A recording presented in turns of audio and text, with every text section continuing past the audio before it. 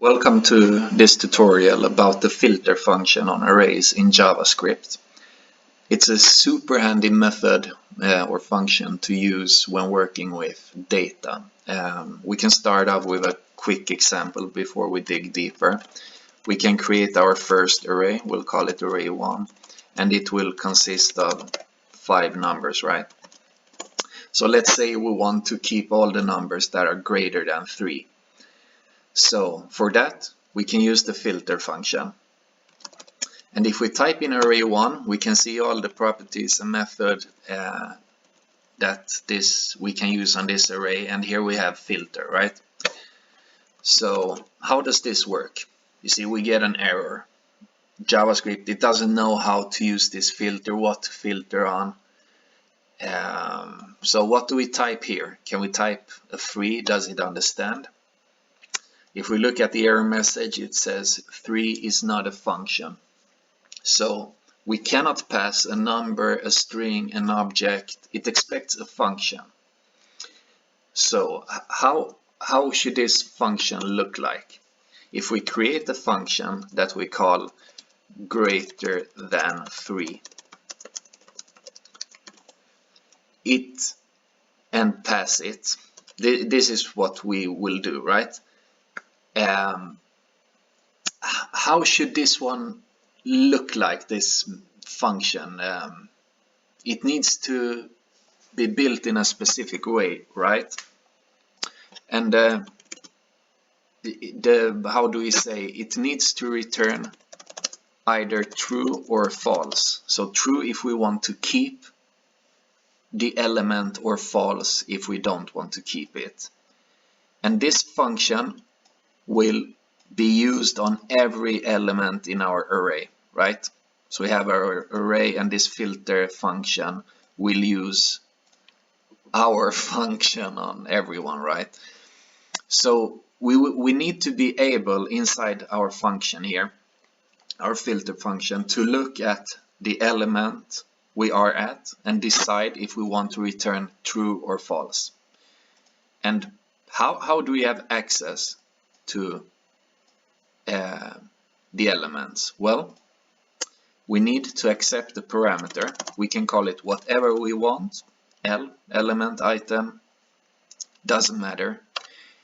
So this filter will call our function with a parameter. It will pass in 1 first time, so L will be 1 first time, next time it will be 2, 3, etc.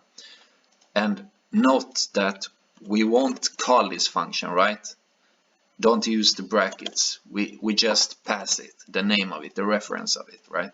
The filter function will handle all, pass in the elements one by one, etc. What we need to do is return true if we want to keep it, or false. So greater than 3, we need to check the element, right? Is it greater than 3? We return true, otherwise it's false. So we can do that with an if statement. So if L is greater than 3, we can return true. Otherwise, else we return false. So this is a perfectly valid function, filter function that we pass in. So let's take a look at array 1 and see if it works.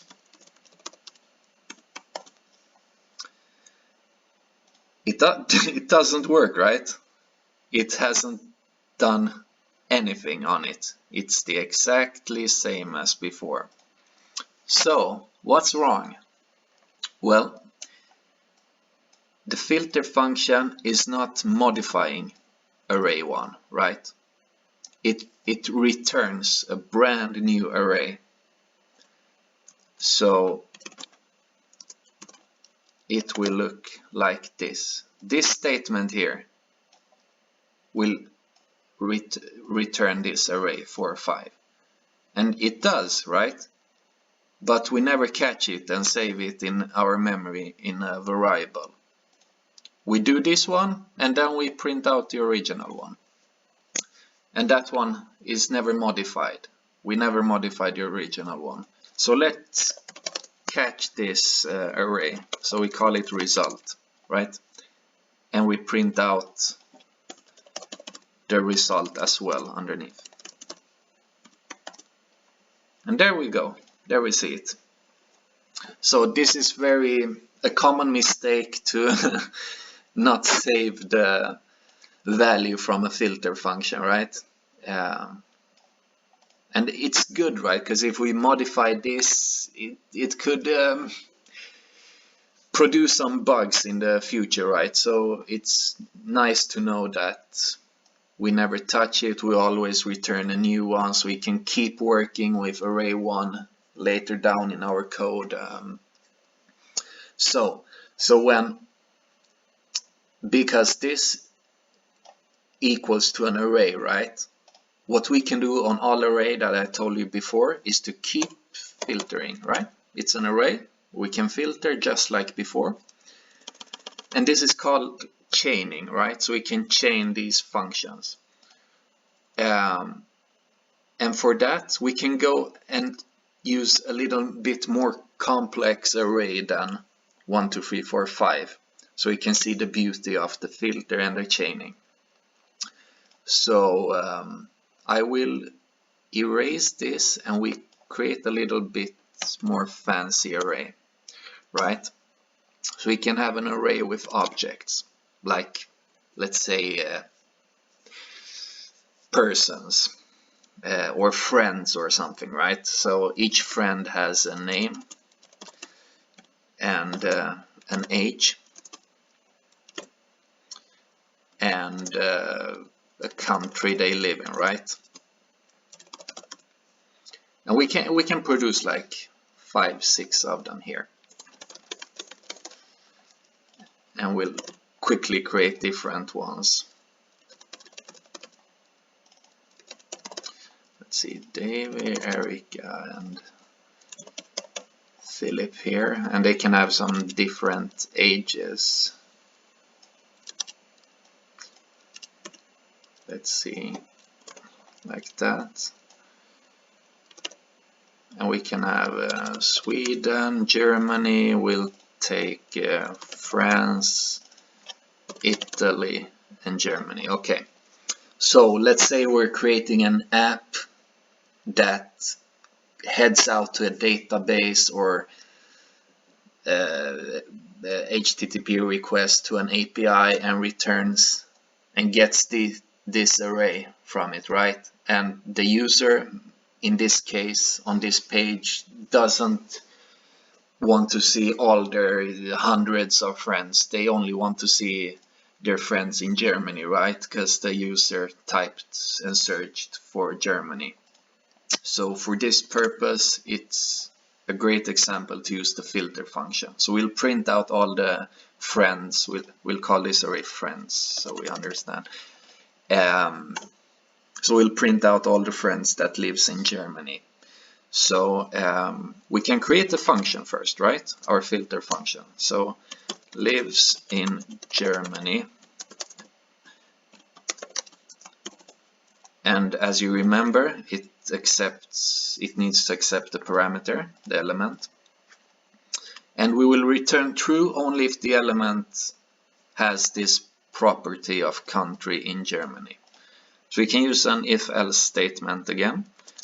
So if element dot country equals to Germany, we return true. Otherwise return false. And now we can create the result that we will print out. So we take friends.filter and we pass this function that we created. And let's log out the result and see if what we get. So we expect to get 1, 2, 3 objects in our array. It looks good here, but we can expand and see. And there we have them. All lives in Germany. We got Alice, Cassandra, and Philip. And now we can, I mentioned the chaining before. So let's say the user wants to know to see all their friends in Germany that has an age above, let's say, 20. So Alice does not qualify for that one, but Cassandra and Philip will qualify for it. So we expect an array with 2 objects, right? So for that one, I hop it down 1 row because it will be a little bit easier to read. We will create a new filter here, right? And I'll hide the console log for now to keep the, yeah. And the function, we can call it age above, what did we say, 20, right? So let's create this function. So just like before, accepts an element, and we will look if the element has an age greater than 20. So we make an if-else statement again. If L.age is greater than 20, we will return true. Otherwise, oh, sorry for that one. Otherwise, we don't really need an else statement, right? Because if we enter this block, if the age is above 20, no, we return true. We exit, we never reach this one.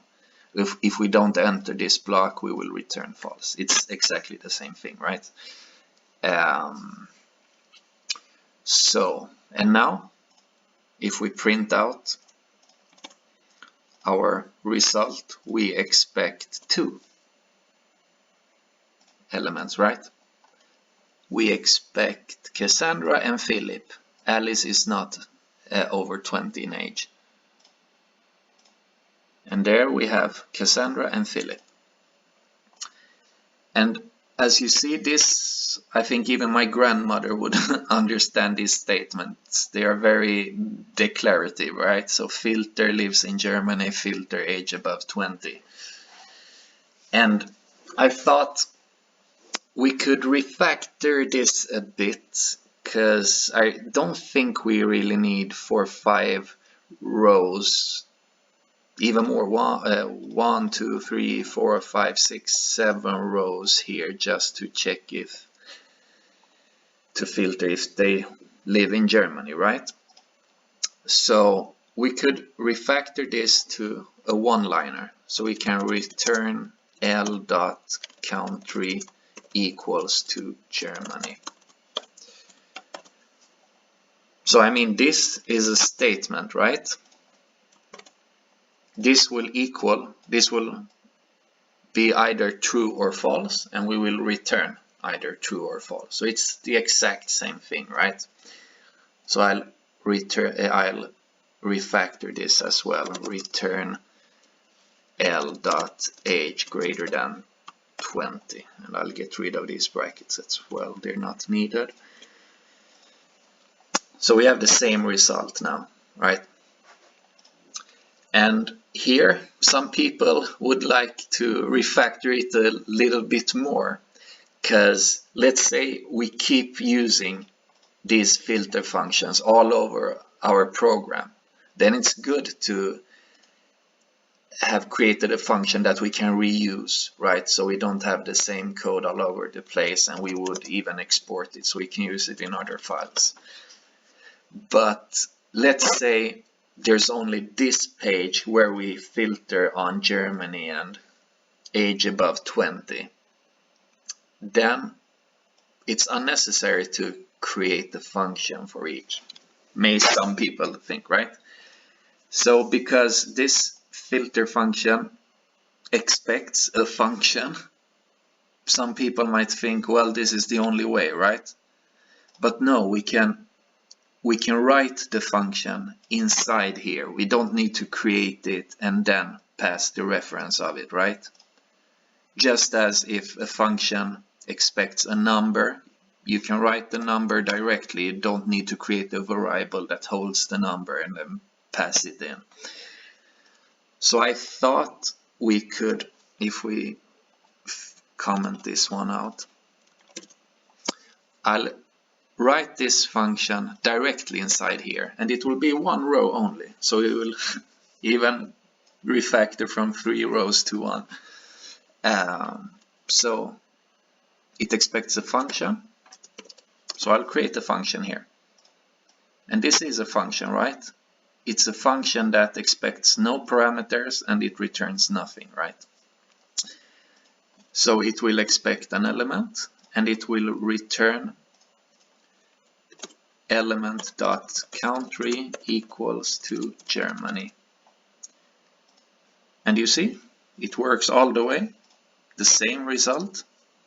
So we could even copy paste this one. But instead of country, we take age and it will be above 20, we said, right? And we will comment this one out as well. We don't use them. We even get rid of them, right? Save rows. And it's the exact same result once again.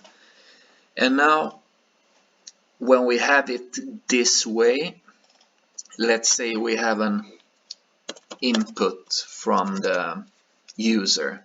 So it like they enter which country we should filter on. So they entered Germany, and they also entered an age, right, in the GUI or something as an input. And the beauty with this one is we could easy and simple see what it does, and to make it even more clearer, we can add the input as well.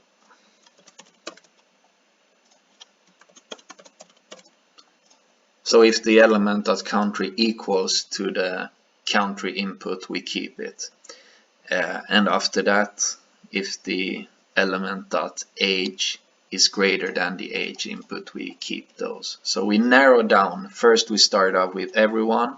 After this one we only have 1, 2, 3, and after next one we only have 2. And to make it clear, let's toggle next time they search for greater than 10. Now we get all 3, because Alice now qualifies for that as well. We can go for, yeah, Sweden.